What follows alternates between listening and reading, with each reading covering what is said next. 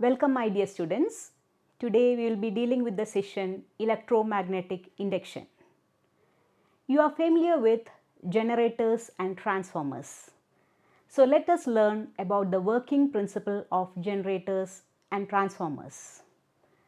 So as an introductory part, two scientists named Henry and Faraday had conducted various experiments to prove the concept of electromagnetic induction. In the first activity, what they did was they took a bar magnet and they had just inserted this bar magnet into a coil. That is, a coil is similar to a solenoid. This coil, which was connected to a galvanometer, whenever this magnet was introduced into the coil, there was a sudden deflection in the galvanometer. And whenever this magnet was taken out, there was another deflection but in the opposite direction. So this was the first activity done by Henry and Faraday to prove electromagnetic induction. In the second activity done by Henry and Faraday, they had taken two coils. One coil was connected to a galvanometer and the other coil was connected to a battery. So when this coil, which contained the battery, was moved towards the coil which was fixed to a galvanometer, there was a momentary deflection in the galvanometer. Similarly, when this coil was taken away from this first coil, again a momentary deflection was seen in the galvanometer. And one more activity was conducted, that was, in a similar setup, instead of the battery alone, they had placed one key along with the battery. And whenever this key was switched on, there was a sudden deflection in the galvanometer.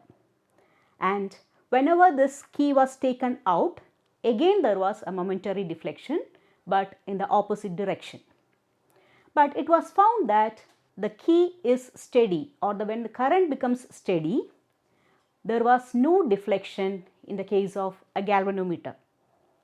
So from all these three activities, Henry and Faraday concluded that whenever there is change in magnetic flux associated with a coil, there is an EMF or electromotive force which was introduced into the coil, second coil, and then whenever it was taken out, there was again a change in the magnetic flux linked with the second coil. Before coming to the concept of electromagnetic induction, we must see or analyze the experiment which related electricity and magnetism. You are all familiar with the experiment done by Oersted. And according to Oersted's experiment, whenever a current carrying conductor is placed and if a magnetic needle is kept nearby, there is a deflection which is found in the compass needle. And whenever the current was reversed in the needle, it is seen that the deflection in the compass needle is opposite. So it was concluded that whenever there is change in magnetic flux linked with a coil, an EMF is induced in the coil, which is shown by the deflection in the compass needle. So from the three activities, it was concluded that whenever there is change in magnetic flux linked with a coil, an EMF is induced in the coil. Now let us learn about the concept of magnetic flux. You have already learned about electric flux. So the number of magnetic field lines crossing per unit area is known as magnetic flux. Magnetic flux is notated by the symbol phi b. The SI unit of magnetic flux is Weber. And magnetic flux is defined as the dot product of B and A, where B is the magnetic field and A is the area through which this flux lines cross. And the direction of area is always taken to be normal to the surface. So from the concept of magnetic flux, let us define the laws of electromagnetic induction.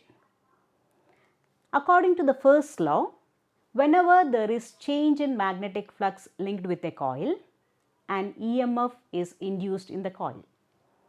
The magnitude of this induced EMF is given by E is equivalent to minus N into d phi by dt.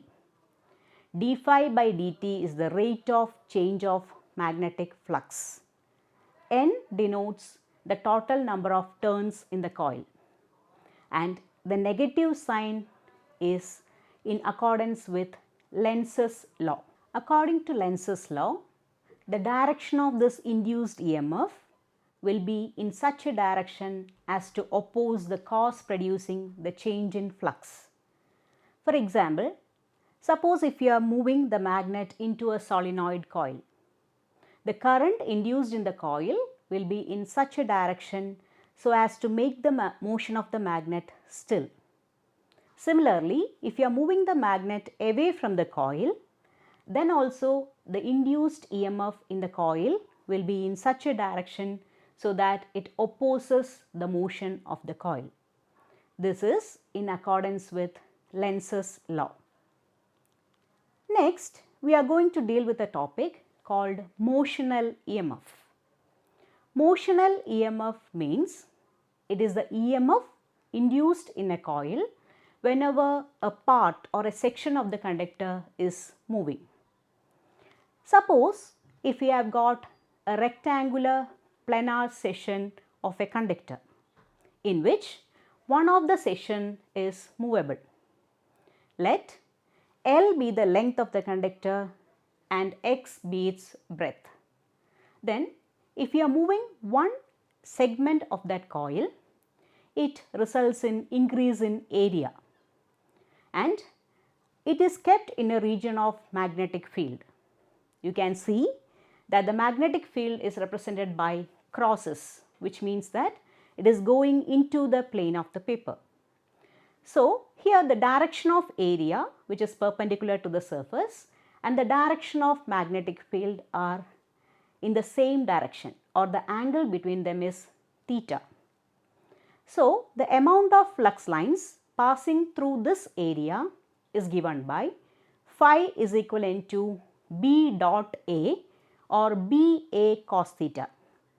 Here, since theta is equivalent to 0, phi becomes simply B into A. Replacing area by length into breadth, that is L into X, we have phi is equivalent to B into L into X.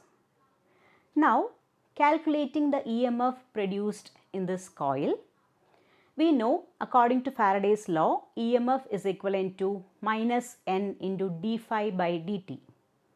Here phi is taken as BLX.